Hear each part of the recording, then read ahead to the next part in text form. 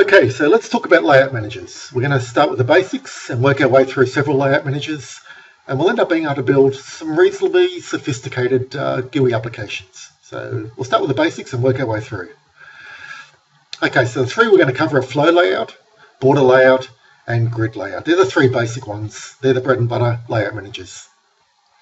And we'll also look at panels, and we'll look at panels inside panels. So you can only do so much with the basic layout managers, and pretty soon to do anything more than just a basic GUI, you need to use panels and panels inside panels. So we'll talk about those as well and look at some examples for those.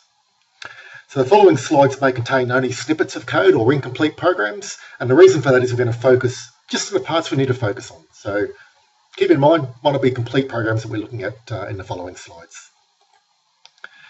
Okay, so the flow layout, that adds components from left to right, creating as many rows as needed to fit all the components in. So if you add a bunch of GUI components onto the screen and they can't fit on one line, they automatically wrap around onto other lines, like words do in a Word document. Okay, it's the same sort of thing, but with GUI components. Java places components in the order they are added to the user interface, and any that don't fit on the current line will be placed onto subsequent lines. It automatically wraps them onto subsequent lines. If you resize the window, the components move up or down lines, depending on whether they can fit on the current line or not. Okay, so as you resize a window, stretch it or shrink it, the components all automatically rewrap and realign themselves depending on where they can fit. Okay, that's just how FlowLayout works.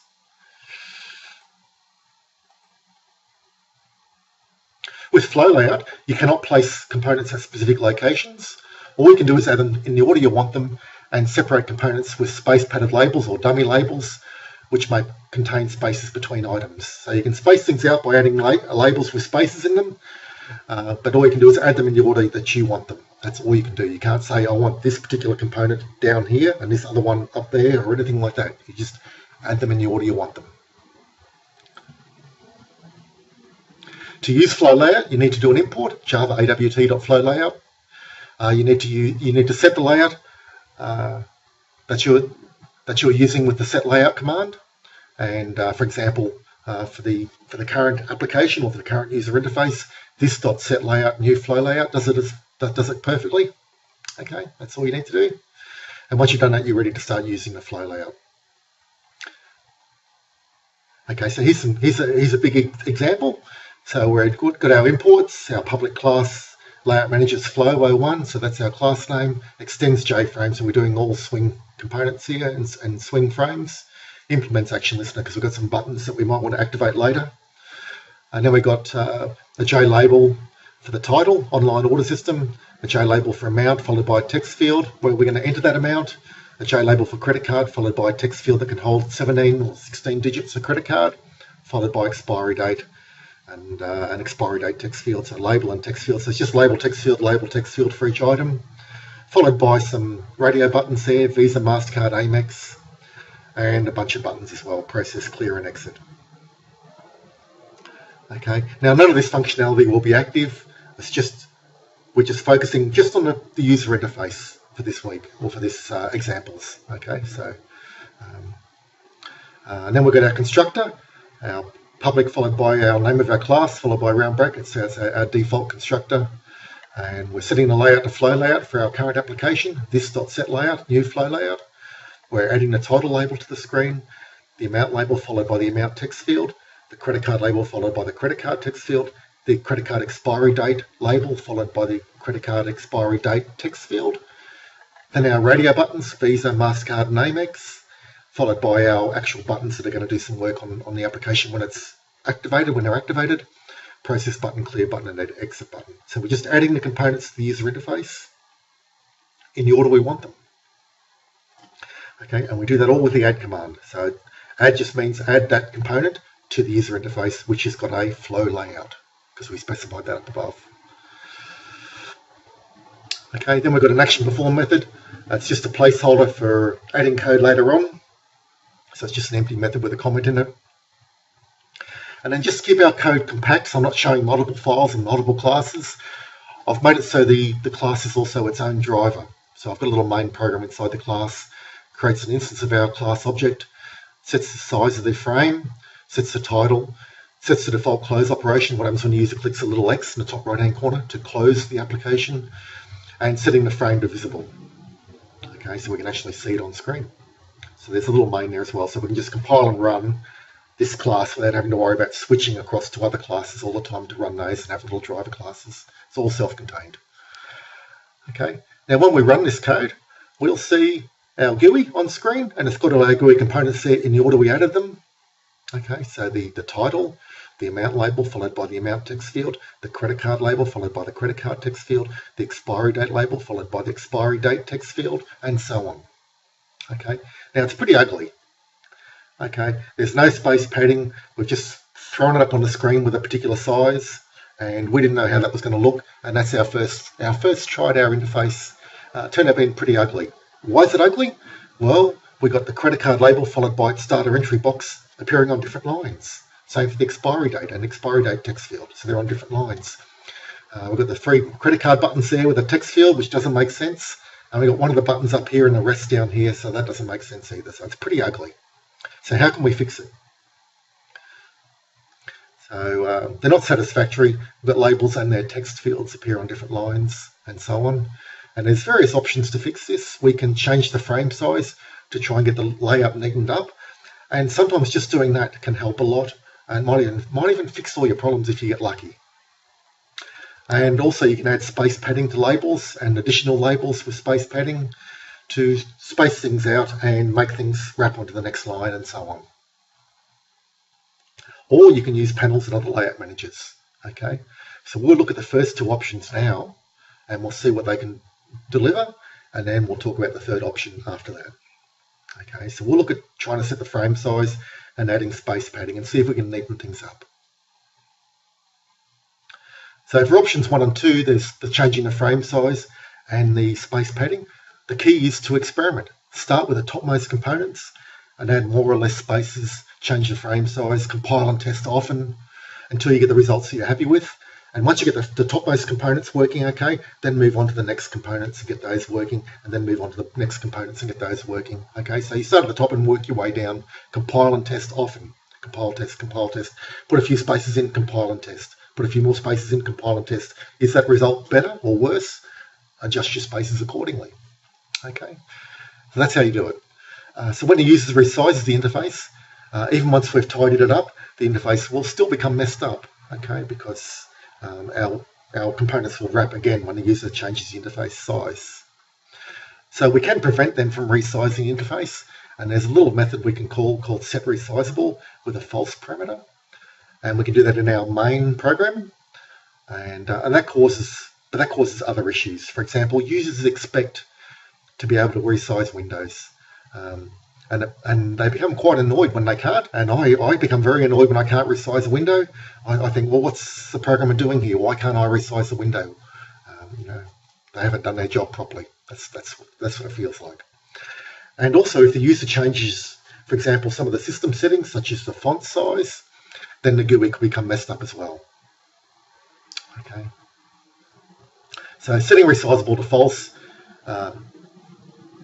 might get you out of a quick spot of bother. It's a quick and dirty fix, really, and it's much better to let the user resize the window and do things properly. Okay, but for now, we'll just let that hang for now, and we'll come back to that later.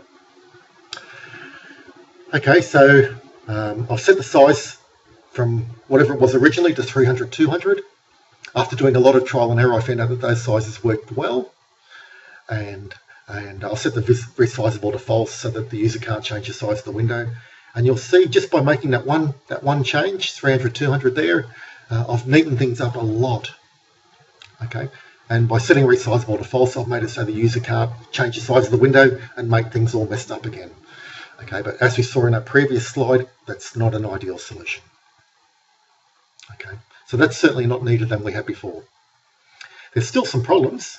For example, and we got lucky. So just changing the frame size, we could neaten things up a lot, but that's an exception to the rule. Usually you've got to do space padding and all sorts of things to neaten it up. Okay, so it's much better, but the user cannot resize the window.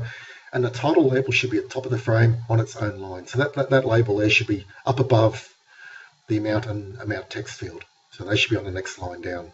Okay, so it's neatened up, it's a lot better, but it's still a long way from perfect. So let's now look at just adding some space padding there. So I did a bunch of trial and error by adding different amounts of spaces in there and in here. So I've just changed those two labels. And I found that they worked really well for my frame size and for the components I had.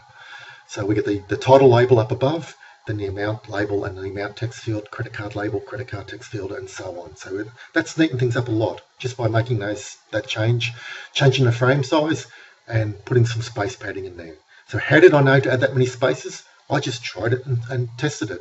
Okay, so I typed in 5 spaces, compiled and run. Okay, I need more spaces, add a few more spaces, compile and run, add a few more spaces, compile and run, and pretty soon I found out that these settings here worked well for me on this particular application. Okay, so that there is really quite passable for a starting point for an application, for something we might talk about in the beginner's course. Okay, but the user cannot resize the application, resize the window, and if they do, if we did enable them to resize it, they'd end up with a messy interface again, as all the components rewrapped to fit the new interface size. For example, there I've changed the size of the frame, and you can see everything's back into a mismatch again. We've got the amount label, amount text field on different lines. We've got one of the credit cards followed by the others on the next line, a couple of buttons on one line and another button on another line. So it's back to being ugly again. Okay, so not ideal. For the best results, the final option is the best way to go, and the final option was to use panels and or a range of layout managers. Okay, usually end up using some mixture. Some panels and a range of layout managers is the best way to get the best results. Okay, so we'll look at that shortly. Okay, we'll go through the layout managers first, and then we'll come back around and look at examples that use this option.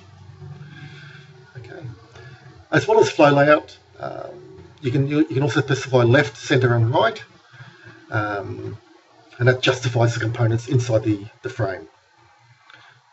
Okay, so FlowLayout centers the default, so you don't specify a layout, center left or right. The center one is what you get. You can also specify left or right in the set layout command. For example, this.set layout new flow layout round brackets flow layout.center, and that makes everything centered inside the frame or whatever you're adding the components to. Okay, so I've added 3 buttons there, and they appear all nicely centered in the window. If I change it to flow layout right, then all the buttons are right justified in the user interface. That might be something you want to do as well. Okay, and there's also left. Okay, but the default is centered. Okay, so keep those in mind, they come in very useful sometimes. Okay, on to BorderLayout. So BorderLayout provides a container with 5 storage areas. There's the north area, south, east, west, and center. Okay, so there's 5 storage areas, and that's what they're called. Each area can hold 1 item or no items at all. Okay, so at most 1 item. You can add items to the border layout in any order you like. Okay, you don't have to add the north ones first and then the center ones. You can add them in any order you like. However, each area can only contain at most a single item. Okay, we'll come on to what that means shortly. The size of each area expands or contracts depending on the items added to them and whether other areas contain an item or not. BorderLayout strives to make the center area the largest area. Okay, so the center area is a big one, and if any areas except the center area are not being used, that is, they do not have any items added to them, then the other areas expand to take the space that these areas would have occupied if they weren't empty. Okay, I'll have a look what that means very shortly as well. For example, if the top and bottom areas are used, then these extend all the way across the user interface, all the way across whatever window they're in or frame they're in, and any used side areas only extend to the top and the bottom. Okay. If there's no top and bottom areas used, then the center and side areas extend all the way to the top and bottom of the user interface or the panel to which they're added. Okay, so let's look at some examples. It sounds complicated. It's really very easy. Okay, so here I've got our constructor. It's setting the layout to a border layout. So this.set layout, new border layout. And then I'm adding the process button to the north area, the clear button to the center, the exit button to the south, the Visa radio button to the west, and the MasterCard radio button to the east. So I'm just adding components to each area. So we've got one component added to each area. We need an import as well, import Java awt.borderlayout. That would be at the very top of our programs.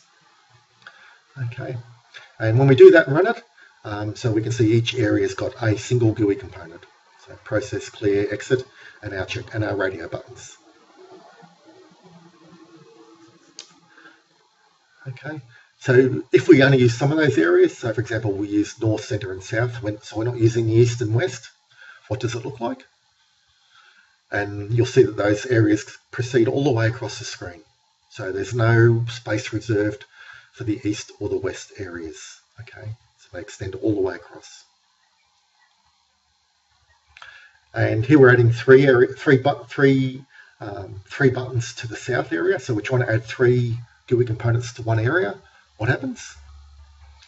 Okay, and you'll see that there's the south area here, and we only see the exit button. So only the last item added in the last add remains, and the most recent add. Okay, so we have 3 adds: add process button, clear button, and exit button, and only the exit button remains. The others are all kicked out of there because we added a button on top of them. Okay, so only the exit button remains. Okay, so each area of a border layout can only contain at most one GUI component. Okay, on to grid layout. So the grid layout provides a container for a grid of storage areas like the rows and columns of pigeonholes. Okay, so it's like the rows and columns of pigeonholes, and you add components to them. Okay, so grid layout resizes all items to fill the grid cells to which they're added. So if I add a button to cell number 1, the button will expand to fill the entire cell. Okay, it won't just be the size of the button that's needed, it'll expand to fill the cell. Okay.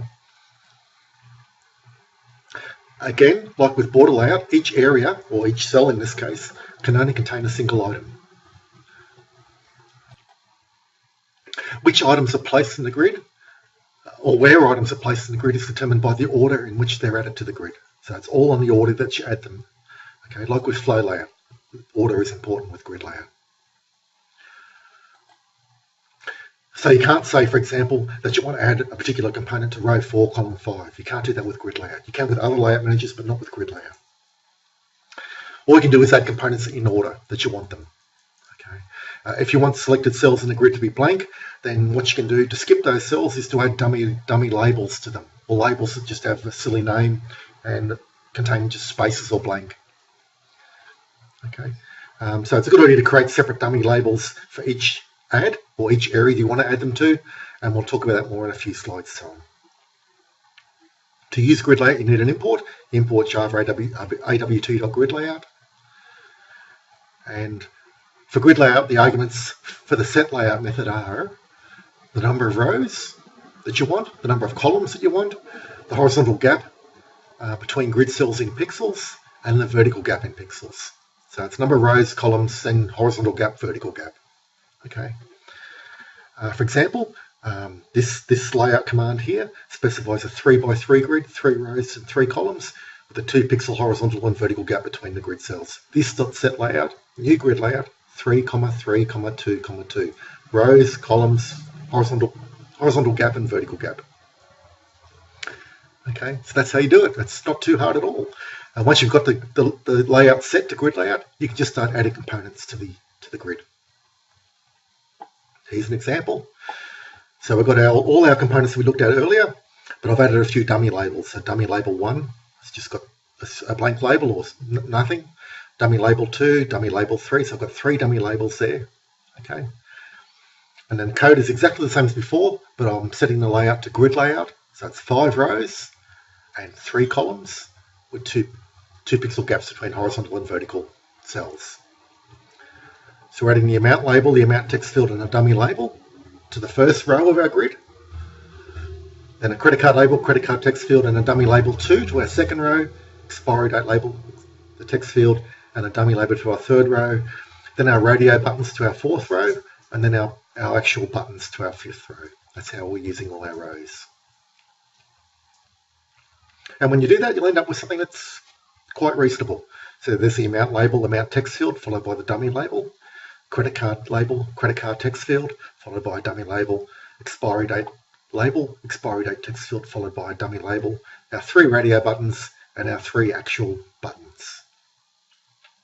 Okay, so that's how it works. You create a grid, you add components to the grid in the order you want them, and then you get what you add. So here we've got a three column and 5 row, because we've got 1, 2, 3, 4, 5 rows of components. Okay, and we've got 3 columns, 1, 2, 3. The reason why we don't see anything here is that we've added dummy labels to those areas. Okay. If we didn't add dummy labels to those areas, this credit card label would be up there. Okay, and that text field would be over there, and the expiry date label would be there, and this would be over here, and so on. So we wouldn't have a nice, neat interface we've got now. If you try and add the same item multiple times, for example, here I'm adding the exit button a couple of times here, and again down here. So what happens? Only the most recent add remains, and you'll likely end up with a messed up grid layout as well. Okay, so messed up layout will result. Okay, so, and here's what happens. So we added the exit button to these 2 cells, but then added it, only the most recent add remains. So that's where it is, right down the end. Okay. So in other words, whatever was added to this cell doesn't exist. Something else is written to the top of it. Okay. So if you end up with a messy user interface, just check you're not adding the same label or the same component multiple times. That's a common mistake. This means that if you want to use a dummy label to space items in the grid, or force items down to the next row or next column or whatever, or leave gaps, then you need to use separate labels. For example, dummy label 1, dummy label 2, dummy label 3, and so on. Okay, so that's a good way to go. If you use more or less cells than specified for a grid, Java will automatically try and fix your user interface, and sometimes it just makes a mess of it.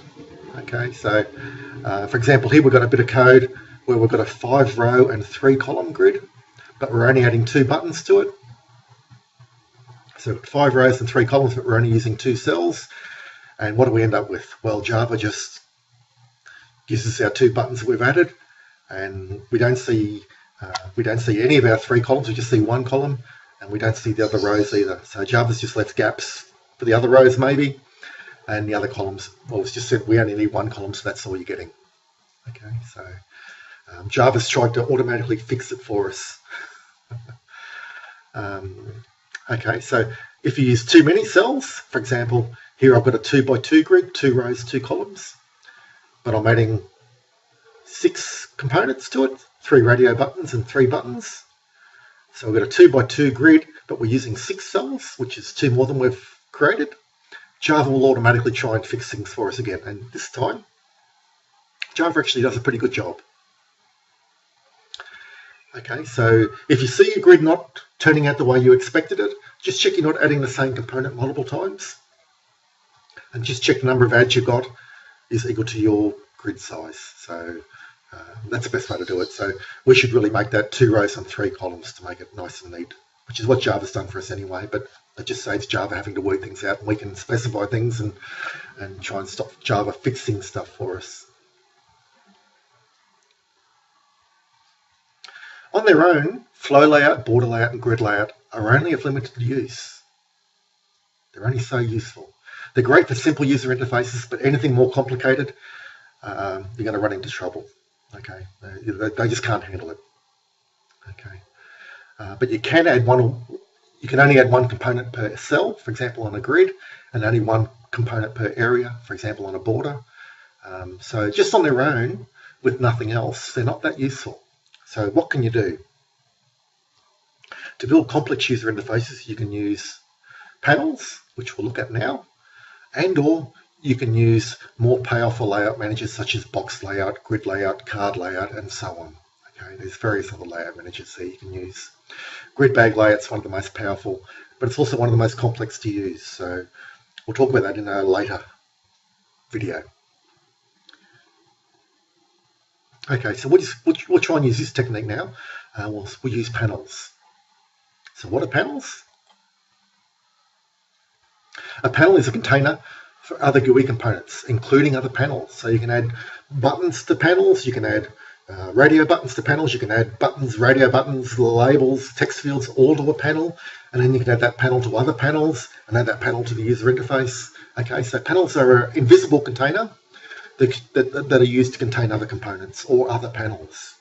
Okay, and the idea is that you build up your interfaces slowly, panel by panel, and you add those panels to other panels and add the panels to the user interface. Okay, sounds complicated. It's really quite simple once you've done it a couple of times. As well as GUI components, a panel can contain other panels, which in turn can contain other panels as well. Okay, and so on. So you can add as many panels to panels as you like. Panels are a great tool for constructing anything other than the most basic graphical user interfaces. So if you need something more complicated than what we've done so far in today's video, then panels are probably what you need. So if you need to generate a medium or a complex user interface, you'll use panels. The default layout for a panel is FlowLayout Center. Okay, so just like it was with our, FlowLayout Center. To use panels, you need an import, and it's import java awt.panel. Or there's a swing version as well. You can create, so you can create panels each with their own layout, and then you can add those to the user interface or to other panels, each with their own layout, and so on. And so by combining all these different layouts, you can build different parts of the screen or interface, and then slowly build them up piece by piece, just like a jigsaw puzzle. It's just like building a jigsaw puzzle. You can also create panels each of their own layout, and then create more panels with other layouts, and add those panels to other panels, and finally add those to the user interface. So you can build it up as many layers and levels as you like. You can add panels to other panels as easily as adding panels to the user interface or adding components to panels. So it's just the add command. So panels are treated just like any other GUI component, such as labels, buttons, and so on. You just use the add command to add them to other panels and whatever. They provide one way to build up complex GUI applications in Java. Okay, and they're really quite fun to use once you get into the hang of it. So let's look at an example, and we're going to build this application's graphical user interface. So we're going to try and build this application here as close as we can. Okay, so the first thing we want to do is create a storyboard, and the storyboard is a plan of what we're going to do and how we're going to do it. And it's just, we're going to carve up that user interface into sections and build each section and then combine them. Okay, so we need to build up the user interface with multiple panels. We need to concentrate on small sections of the user interface at a time and slowly build up the entire user interface. We're not going to try and fill the whole jigsaw in at once. We're going to build up little pieces and test, compile and test, and then build up the next little piece, compile and test, and so on. And we're going to use multiple panels. And the most important thing you can do is plan what you're going to do, what panels you need, what you're going to call them, and then stick to that plan. And if you follow your plan, it's very difficult to go wrong. Okay, but the trick is to plan. Okay, so let's look at how you do it. So here's the panels we're going to use. So we're going to have a middle panel top, a middle panel mid, and a middle panel bottom. And the middle panel top is just going to contain our title label. The middle panel mid is going to contain an amount label followed by the amount text field. Our middle panel bottom is going to have a credit card label followed by the credit card text field. And they're all going to be FlowLayout and FlowLayout Center.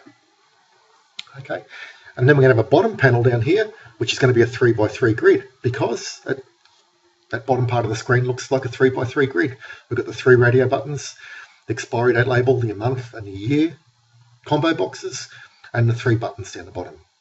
Okay, so that looks like a nice little example for a 3x3 grid. Okay, so we're going to have 3 panels at the top of the screen, one grid panel for the bottom, and we're going to combine those together to create our user interface.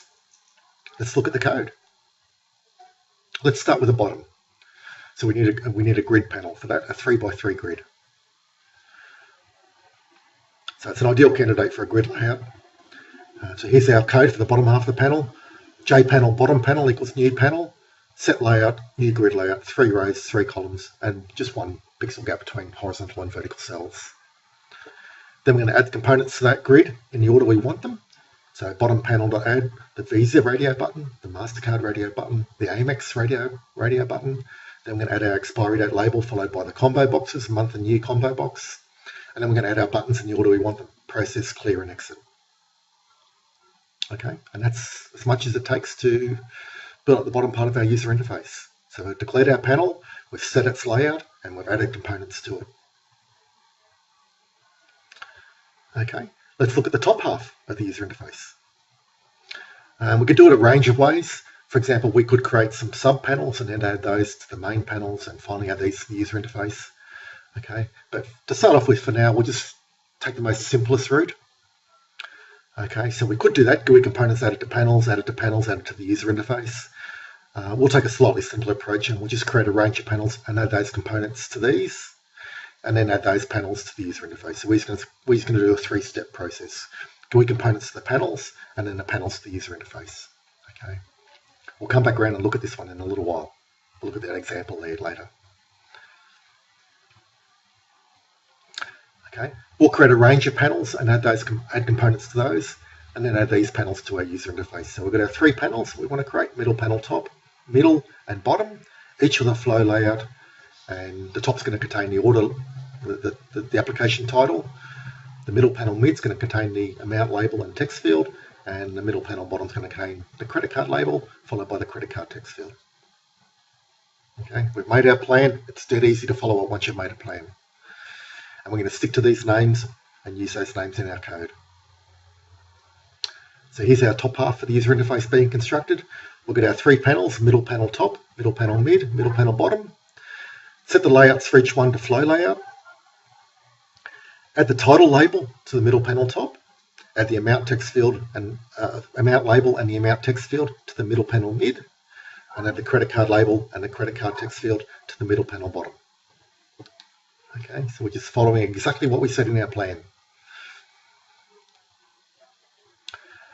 We're almost finished. We've only got a little bit to do, and that's add the panels to our user interface so that we can see them.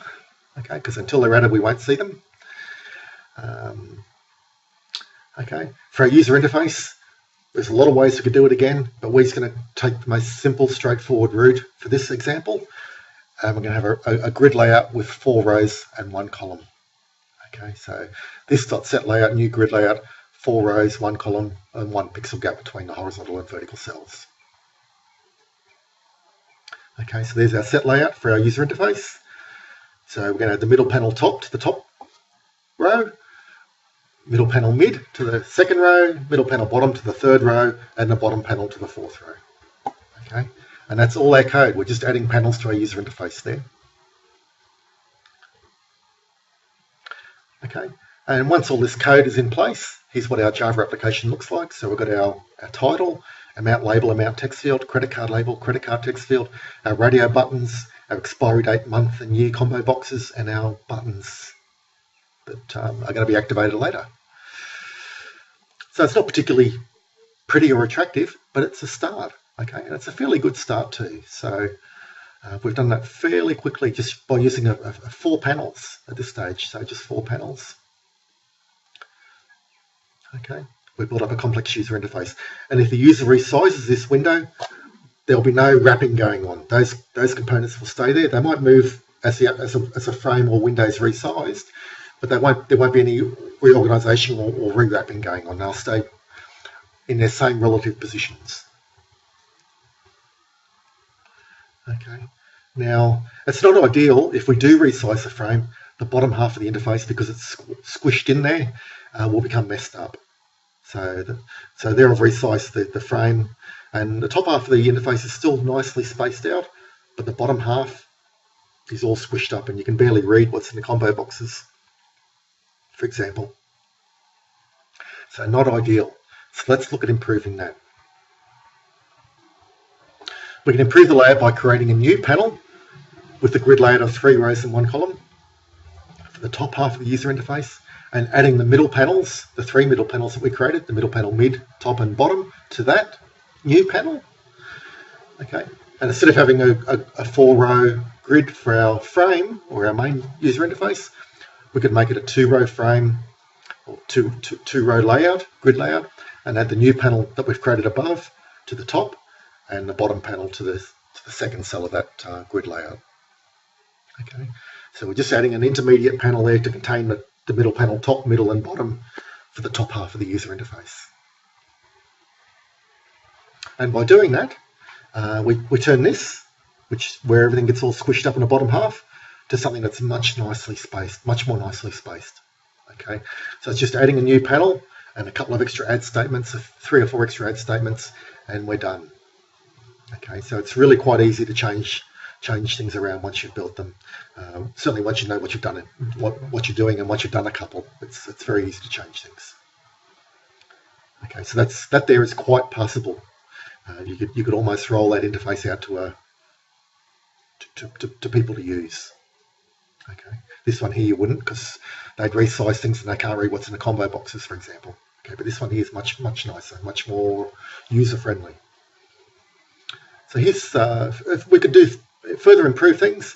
We could create more panels with FlowLayout Center to contain all of these items, so that rather than having our Visa card squashed over here on the left, we can have them centered inside the grid, and same for the label and the month and the year combo boxes.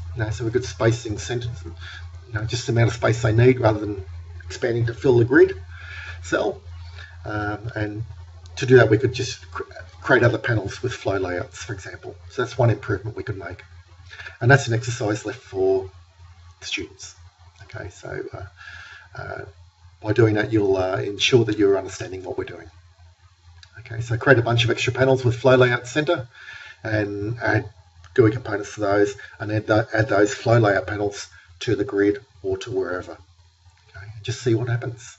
Try it and see. Try it with one, and then get one component working nicely, and then add more panels for the others.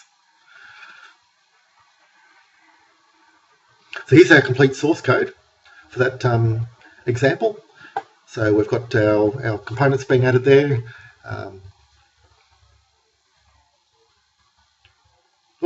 So we've got code there to populate our month and year combo boxes. So the month combo box is going to contain 1 to 12, and our year combo box is going to contain from the current year. So that's where I'm getting the current calendar year.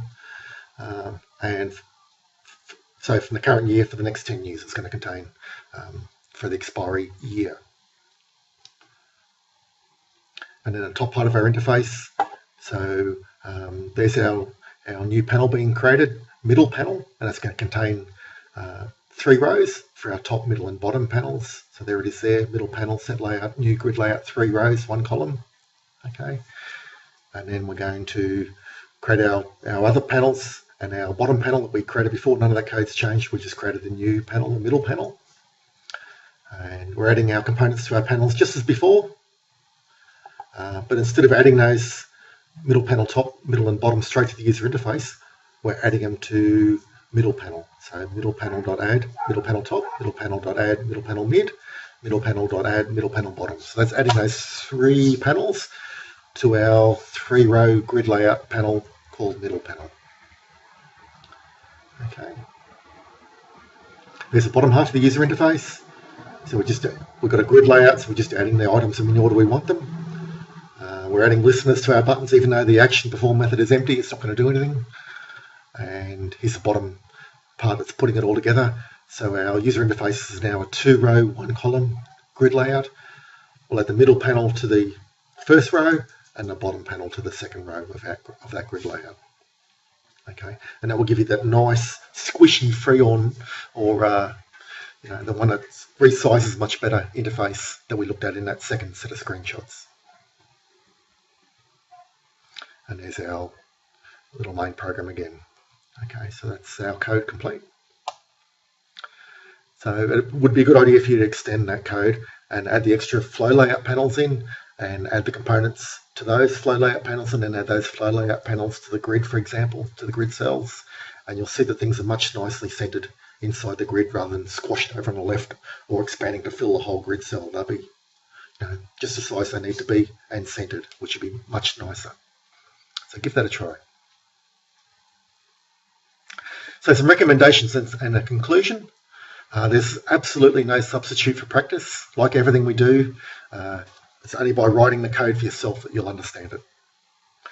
So it's only by writing code and exploring these topics that you will gain a good understanding and become comfortable with them. So definitely get stuck into writing your own code for layout managers and panels.